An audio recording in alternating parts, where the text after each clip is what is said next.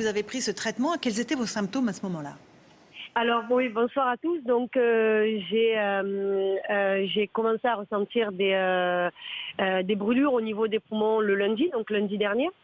Donc je suis asthmatique, hein, je précise, je suis asthmatique, donc plutôt habituée, on va dire, aux bronchites et voilà. Donc disons que j'ai un ORL plutôt fragile, plutôt sensible. Je fume pas, je bois pas d'alcool, donc c'est une hygiène de vie aussi sympa.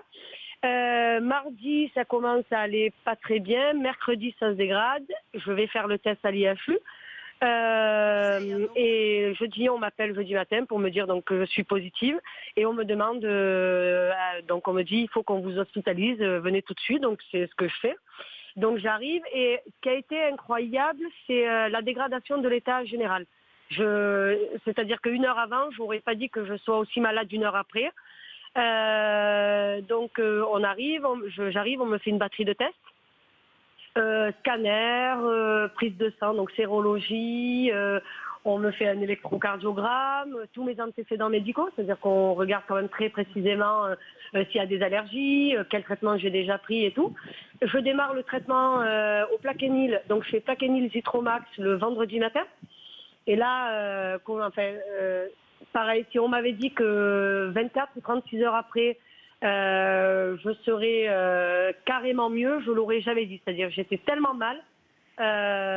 Et puis au scanner, on voit des lésions pulmonaires. Donc vraiment, vraiment pas le truc sympa, pas rigolo du tout. Et je sors de l'hôpital samedi parce que ma charge virale, donc quand je suis arrivée, on m'explique que ma charge virale est très très importante. Donc c'est là que j'apprends toute cette sémantique que je ne connaissais pas. Et le samedi après-midi, ma charge virale qui a nettement baissé, mais qui correspond, qui est assez concordant avec mon état général. Où plus de maux de tête, plus de courbatures, plus je supportais mieux la lumière, plus de... Alors les douleurs au poumon qui s'estompent, donc et qui quasi disparaissent. Là, dans les, vous voyez, dans les jours. Donc et voilà, et tellement heureuse maintenant, voilà, d'être chez moi confinée, mais heureuse d'être à la maison. Donc moi, ce que je crois, c'est que il faut laisser les scientifiques faire leur travail.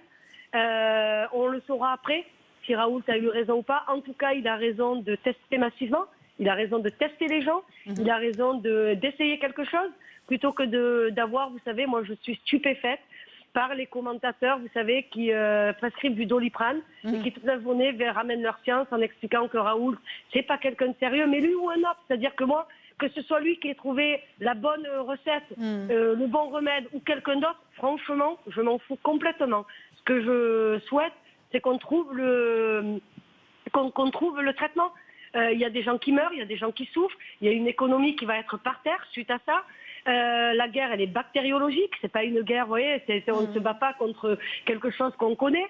Donc, en tout cas, à l'IHU, moi, l'expérience que je retiens, c'est ça, c'est qu'on m'a traité, c'est-à-dire on m'a testé, on m'a traité, on m'a donné une solution. Et on vous a soigné, voilà. Et vous êtes guéri aujourd'hui, on en est très heureux pour vous. Je dois faire, alors je suis encore sous Plaquenil, et je dois refaire un test le 30. Donc vous savez, on fait deux tests négatifs égale vous êtes guéri. Vous êtes guéri. Donc j'attends lundi. Très bien, merci beaucoup pour ce témoignage qui est très intéressant, Sabrina, parce qu'il recouvre vraiment, et on rappelle que l'IHU, c'est Marseille, c'est là où se trouve le professeur Didier Raoult, avec professeur Bricker qui est un grand infectiologue. Ça fonctionne, on voit que ça fonctionne sur les patients comme Sabrina, ces traitements, à la fois avec le Plaquenil et des médicaments antiviraux.